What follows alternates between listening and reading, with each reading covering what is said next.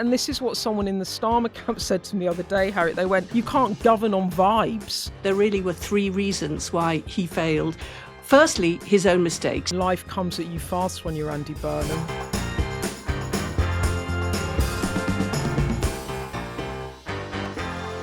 Hello and welcome to Electoral Dysfunction with me, Beth Rigby. And me, Harriet Harman. And I have hot-footed it to the studio from Downing Street, where I have just witnessed Keir Starmer resigning as the Prime Minister, the sixth British Prime Minister to resign in 10 years, meaning we're soon going to be on to our seventh Prime Minister, and the idea of it being Andy Burnham is now not looking like a question mark, but it's looking like a punctuation point on Keir Starmer's demise. It looks like Andy Burnham is a shoo-in now to become the next PM. What a whirlwind it's been. And I know that we said last week you have to wait for our members episode tomorrow to get an update on politics, but we cannot not have Harriet Harman today reacting to what has happened, because you, Harriet, are Keir Starmer's advisor on women and girls, and you were the one that on Friday said to us the herd has moved and it is stampeding, and how right you were. So I just got to ask you, Harriet, how were you feeling watching the Prime Minister resign today? Well, it's brutal, isn't it? The moving van is at the back door of Downing Street for Keir Starmer and at the front door of Downing Street for Andy Burnham. It is devastatingly disappointing, and it's also a shock in a way, because even though we knew it was inevitable after those terrible results in the local elections, Scottish and Welsh elections, after John Healey's devastating resignation, and after the overwhelming election of Andy Burnham, even though it was inevitable, even though Keir Starmer's position clearly wasn't sustainable, it still feels like a shock to see the Prime Minister resign. He hasn't even reached 2 years in number 10 Downing Street. But I think what I'm detecting is that although people are really disappointed, MPs are so disappointed, they didn't want their government elected after 14 years of the Conservatives to not succeed. They wanted it to succeed. And although they are very dismayed, they're actually looking ahead now. I mean, it is incredible how things pivot so quickly.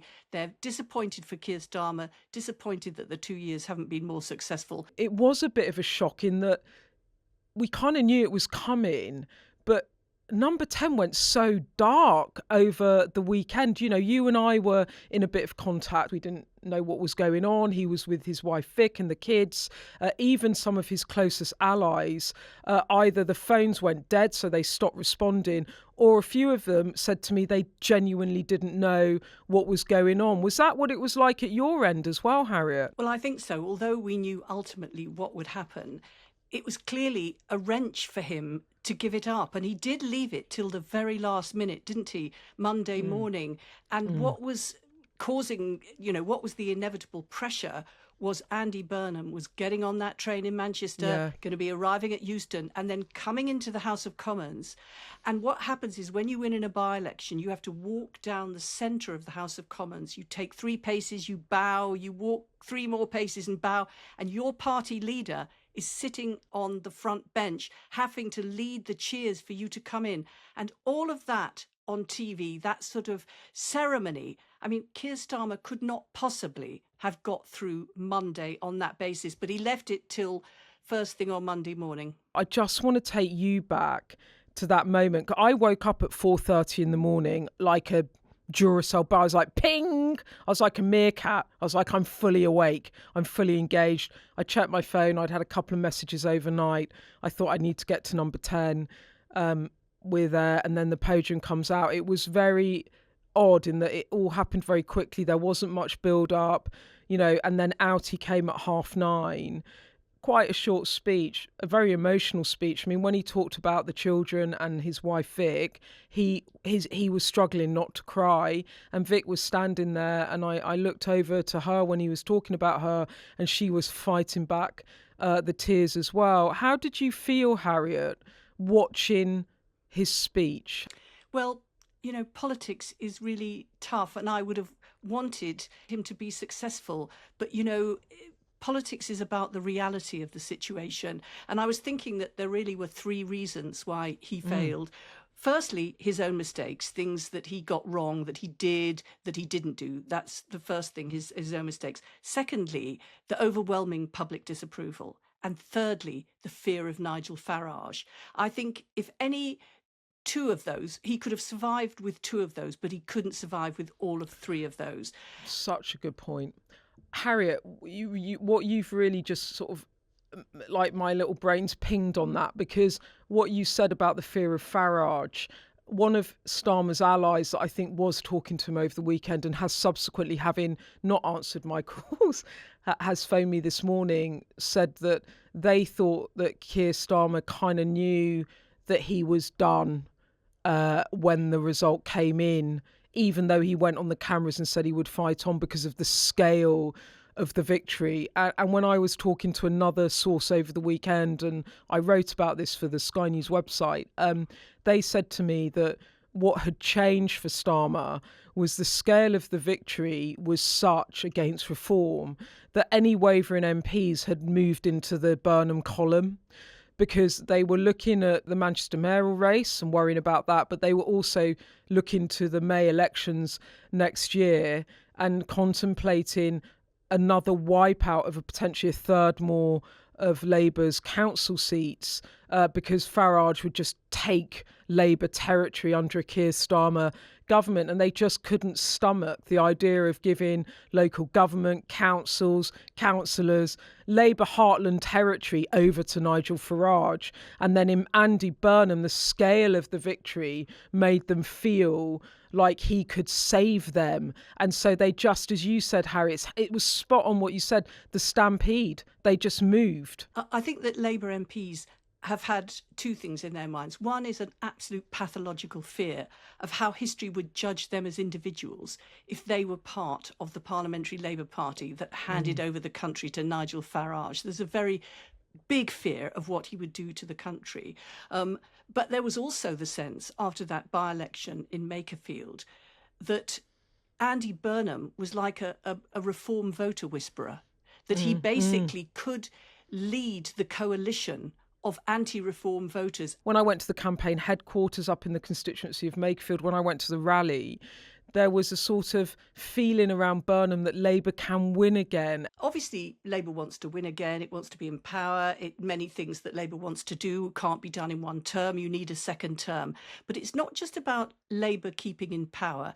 It's Labour stopping the country going in a very bad direction. I think sometimes it sounds like people are, and Keir Starmer himself said, people think I can't win the next general election. And people watching that might think, well, why are you bothered about that? Isn't your job to be governing now, not worrying about whether you're going to win the next general election? But that was the problem, the fear that if we didn't have somebody who could actually win the next general election, there was a very ugly alternative. And actually, there are people that are loyal to Starmer that have said to me today that they think the party, they will look back and regret the decision they've made today, the parliamentary party, that actually there were green shoots in terms of the Starmer administration. They're swapping the Prime Minister and they've still got 3 years to go. It was interesting at Downing Street this morning, Lord Harman came out, David Lammy came out, Jenny Chapman came out. Harman said that he thought the speech was a moment of extraordinary dignity from the Prime Minister, that he was a fighter, but he put the country first, and he decided that fighting on would not serve the party. Jenny Chapman said it was a tough day, but there's important work for the country, that the party needs to pull together, and that he made the choice that was the right choice for him. It was the only choice he could make. But he understood the political reality. I mean, how do you think Starmer will be remembered? Well, I think he'll be remembered as the person who became leader of the Labour Party at a time when people said it was more or less finished. And he did rebuild it, as he said, economically, politically, morally. He did rebuild the party and make it fit for government. And he has laid some foundations, and things are progressing on immigration, on the NHS and the economy, on a number of fronts. He's made progress, particularly on the international stage. And that's going to be something for Andy Burnham to consider, because he'll have a choice. Either he can say everything was wrong under Keir Starmer, I'm going to do things completely differently, or he can say Keir Starmer made a good start, but I'm going to build on it and step up on the pace of change. And there's also a choice for Keir Starmer's diehard supporters. They can either sit back and hope Andy Burnham fails, or they can undermine him, or they can actually hope and work for him to succeed on the basis that Keir Starmer will then be seen as having laid the foundations for Andy Burnham's success. Yeah, I mean, let's come on to that, because there's a question, isn't there, about whether or not the party now has a divisive leadership campaign. Is there a coronation for Andy Burnham? So telling that this morning, a couple of hours after the Prime Minister resigned, Wes Streeting came out and said, I am not going to challenge Andy Burnham. So the big challenger has removed himself from the race. As I understand it, they had a conversation on Friday. I think they also spoke yesterday. So whether there's a deal that's been done, I don't know. Wes Streeting's people say there have been no job offers and there's not a deal. He just, Wes Streeting thinks this is better for the country. A few people in Burnham's camp have said to me again that they think it's because Wes doesn't have the numbers and to stand. He'd need 81 people to challenge. It does look, Harriet, like it could be a coronation, not a contest. This is Justin that's messaged us, and I'm sure he'd like you to answer this, Harriet. He says, Streeting's not standing. How do they sell no contest to us, the electorate? And then we also had this from Andy, Harriet. He says, I'm quite frankly indignant that someone could have a coronation without documenting how they are qualified. I think Justin and Andy have good points, don't you, Harriet? I'm sure that's not Andy Burnham there, that message. That's another Andy. Another Andy. I mean, there's not going to be a contest. I think that's evident. So it's a really hypothetical, a hypothetical question, should there have been a contest or shouldn't there? I mean, a careful path has to be trodden. On the one hand, it is good for people to be contested, for them to be challenged, to get their thoughts in order. So when they come in, they really know what it is that they are planning to do, and they've been challenged and they're absolutely clear and robust on the one hand. But on the other hand, you don't want to descend into an internal party discussion which excludes everybody who aren't party members. I think it's evident that there's going to be no contest. And when it comes to July the 16th, when nominations close, they will close, and the only person having been nominated will be Andy Burnham. But what there does need to be after July the 16th, when he is elected unopposed, he then needs to demonstrate that in the interim period between now and the 16th of July, that he has won the confidence of the overwhelming majority of the Parliamentary Labour Party. And what he is doing from today is meeting groups of MPs, meeting them, in order to set out to them his programme, in order to win their confidence. And I think he'll need to set out his programme as well to the public, because although those meetings will be going on behind closed doors, he hasn't been able to, because he's been a regional mayor and because he's been a by-election candidate, he hasn't been able to set out his big picture for the future of Britain, what he thinks about Britain's role in the world, what he thinks about major economic issues. He will need to set all of those out now. So we're in for an important period, but he's going to need to keep up the momentum. He's got amazing momentum from that by-election, and he's going to need to keep up the pace. This is from Luke, Harriet. I want to ask you Luke's question as well. Honestly, these listener questions are better than my questions, which is a little bit challenging since I am paid to think of questions, but you lot are absolutely smashing it out of the park. This is Luke. He says, I'm not a Labour voter, but when I look at Burnham, other than arguably being a better communicator, that alone doesn't seem like enough of a reason. What would he actually do differently? And this is what someone in the Starmer camp said to me the other day, Harriet. They went, you can't govern on vibes. I mean, that is a serious challenge, isn't it? Like, Andy Burnham, what is he going to do differently? If he breaks the manifesto, he needs to seek a mandate from the country. I mean, is it all going to be a lot of change? I'm going to do things differently. And in the end, he disappoints. it's not just vibe, although there is a lot of vibe. It's the breadth of his appeal that he's putting forward. I mean, it's very clever, isn't it, to talk about business-friendly socialism? You know, that gives a breadth of appeal. If you looked at how he talked to people, in that he didn't be criticising reform as racist and divisive and populist and dangerous, and Farage as crookedly taking 5 million. What he did is speak to those voters, make them feel that he understood them and give them hope. And leadership is important. When the country faces difficulties, we've got Trump going rogue, we've got a difficult economic inheritance. You need to feel confident in the leadership. And I think people want a bit of that again. Okay, if there's one thing you'd like Andy Burnham to do when he does become, if he does become Prime Minister in terms of policy, that you think would ring in some of these changes, what would it be, Harriet? Is that quite a hard question? It's quite a big question. That is, but he's got to think about how our economic policy is working out, how he interprets the fiscal rules, what about the mandate for the Bank of England. He's got to think about how we get investment in, because investment is key to growth, and growth is key to prosperity for people's living standards and public services. But he's got to get investment in a way which doesn't cause us to have to spend even more in borrowing. So he's got a very great many difficult decisions. He will get a lot of good advice.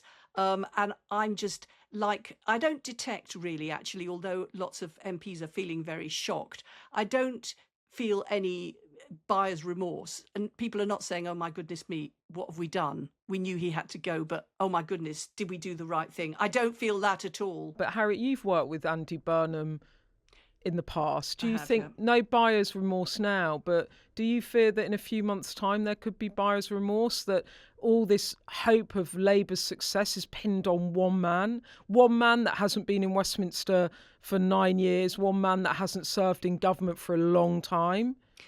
Well, I think in that is one of his strengths, because he's a novelty now. He's a new face. He's a fresh face running the country. But he's also got experience because he's been in the cabinet. So experience and novelty, well, that's the holy grail, isn't it? So he's basically got that government experience, but he's not tainted by this most recent cabinet's travails. Yeah. So I'm very hopeful.